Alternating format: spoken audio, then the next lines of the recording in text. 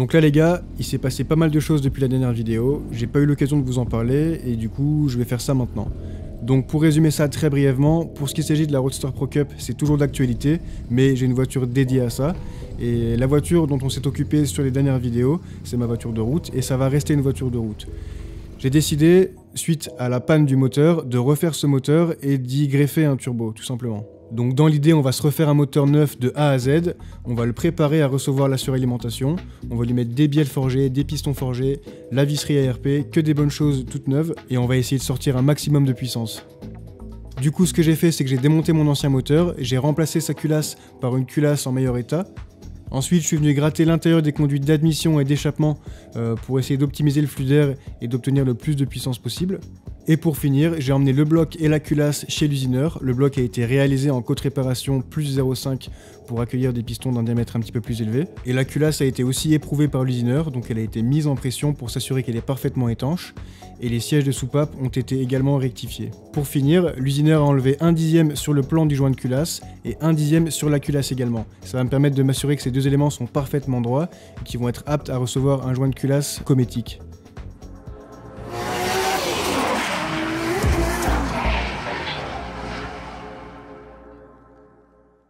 Voilà les gars, j'ai enfin récupéré tout ce qu'il me fallait pour pouvoir commencer le montage.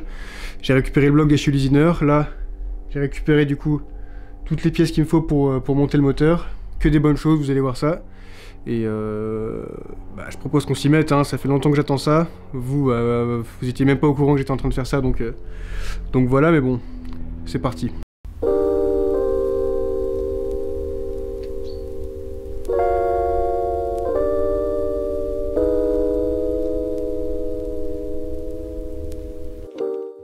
Ce qu'il faut savoir avant de monter un moteur, c'est que c'est pas très compliqué.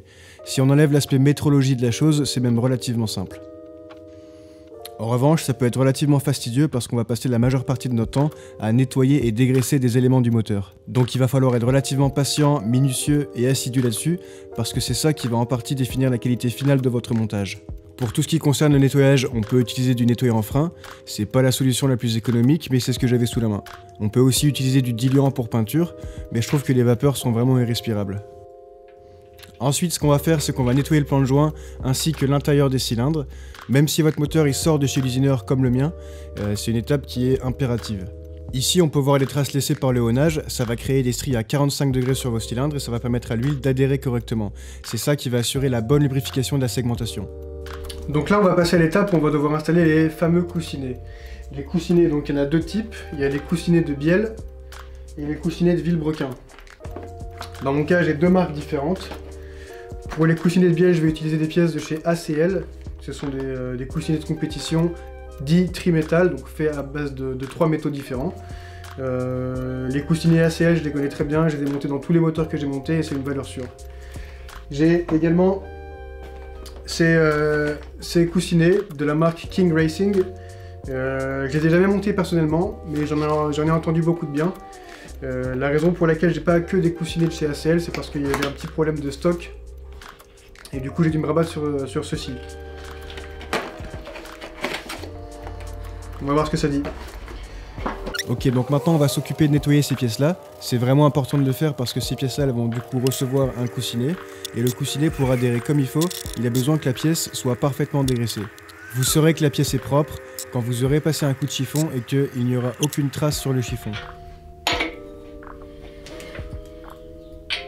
Ensuite, on va installer les gicleurs d'huile. Il est constitué d'une rondelle en cuivre, du gicleur, d'une autre rondelle en cuivre, d'une vis banjo de 14, et on va venir la serrer entre 12 et 18 Nm.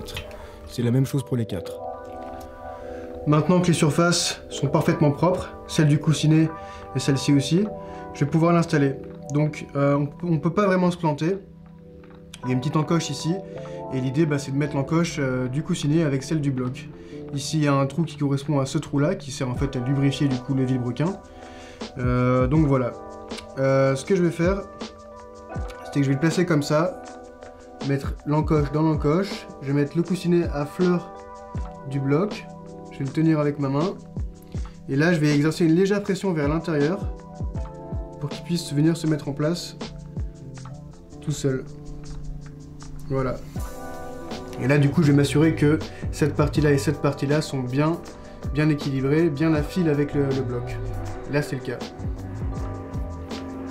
Toujours bien souffler le coussinet et cette partie-là avant l'installation pour s'assurer qu'il n'y ait pas de peluche résiduelle ni quoi que ce soit.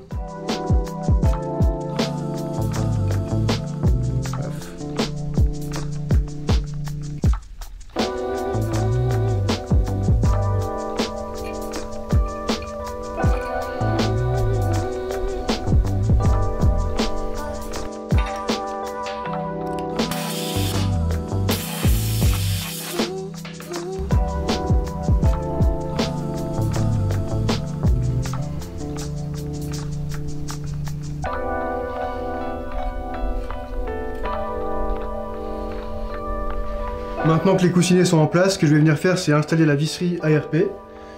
C'est relativement simple. Il y a un côté avec un emplacement pour une clé Allen et un côté où il n'y en a pas. Donc on va tout simplement visser le côté où il n'y a pas l'emplacement dans le bloc.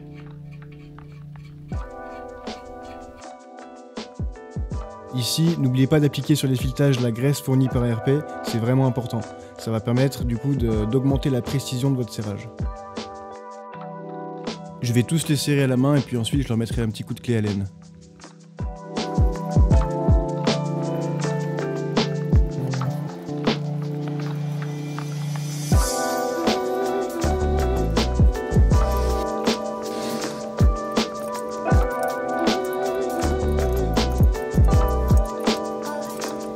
Pas la peine de les serrer comme un bourrin.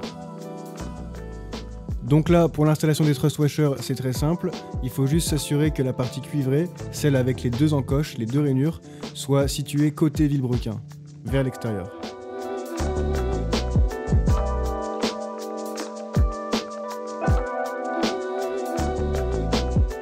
Voilà la référence des thrust washers.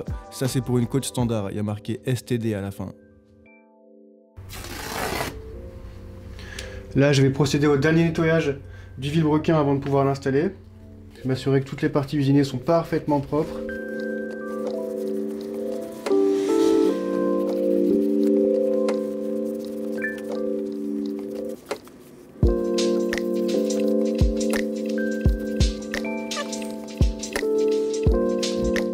Maintenant, je vais venir appliquer de la graisse d'assemblage sur les coussinets. La graisse que j'utilise, c'est celle de chez Redline. Et je vous recommande fortement d'utiliser de la graisse d'assemblage plutôt que de l'huile parce que la graisse, elle va rester en place beaucoup mieux et votre moteur sera beaucoup mieux protégé lors du premier démarrage. Oh putain. Hop. Bon, il y en aura beaucoup sur celui-ci, c'est pas grave. De toute façon, j'avais prévu d'être généreux. Je vous recommande également d'appliquer cette graisse avec votre doigt plutôt qu'avec un pinceau parce que les pinceaux ils ont tendance à perdre leur poil et si vous avez un poil qui se loge entre votre coussinet et le vilebrequin, ça va créer des dégâts. Je vais également mettre de la graisse d'assemblage au niveau de l'emplacement des thrust washers, ça va leur permettre de coller à la surface du bloc et ça va me faciliter la tâche pour l'assemblage.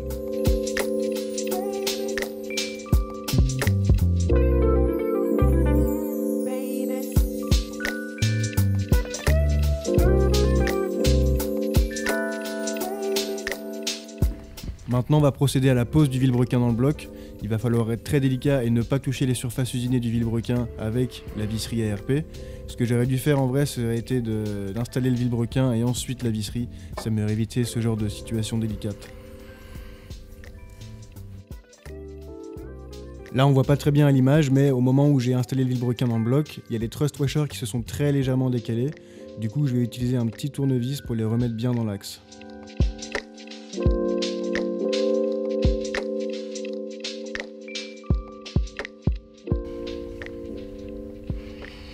Donc là, vous allez tenter de faire tourner le vilebrequin. Je vous recommande fortement de ne pas le faire, parce que si vous le faites, vos coussinets ils vont se barrer. On va faire un dernier petit coup de nettoyage sur les capuchons de vilebrequin et sur les coussinets, avant de pouvoir passer à l'assemblage. Maintenant, on va passer à l'installation des coussinets dans les capuchons de vilebrequin. On va procéder exactement de la même manière que pour mettre les coussinets dans le bloc, mais je vais vous montrer quand même. Du coup là aussi c'est simple pour l'installer. Prends la rainure, je mets une encoche dans la rainure, je le tiens avec mon doigt et là petite pression, c'est bien flush des deux côtés, pas plus compliqué que ça. Il va falloir répéter l'opération 5 fois.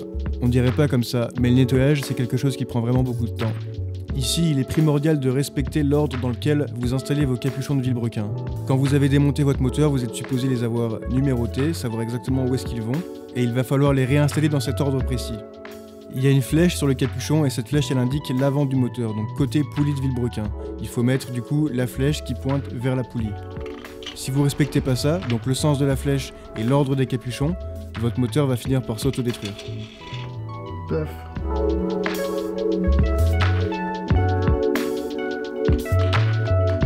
Petit coup de maillet sur les capuchons pour m'assurer qu'ils sont bien en place dans leur logement. Donc, je vais à nouveau prendre cette graisse là, fournie par ARP. J'en mets bien sur les rondelles. Parce que les rondelles aussi, elles méritent d'être lubrifiées.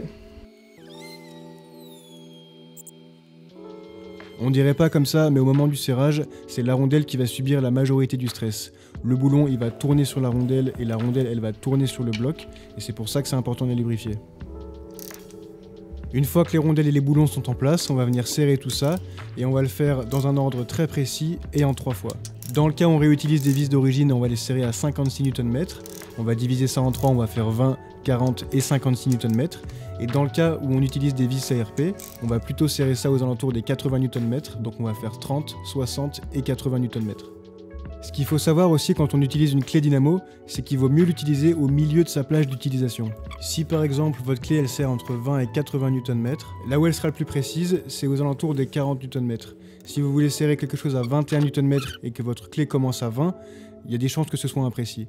Une fois que vous avez serré le vilebrequin, vous pouvez vous assurer qu'il tourne librement, qu'il n'y ait pas de point dur ni quoi que ce soit. C'est la fin de cette vidéo, j'espère que ça vous aura plu et que ça vous aura été utile. Pour l'instant on s'arrête là, mais dans la prochaine vidéo ce qu'on va faire c'est qu'on va installer les segments sur les pistons sur les bielles et l'ensemble dans le bloc. Si jamais ça vous a plu, n'hésitez pas à me le faire savoir, un petit like ou un petit commentaire ça fait toujours plaisir. Là j'ai pas mal d'images en stock, il faut que je m'occupe de les monter et de les publier le plus rapidement possible. Donc n'hésitez pas à vous abonner pour voir la suite des opérations. Allez salut les gars, je vous remercie.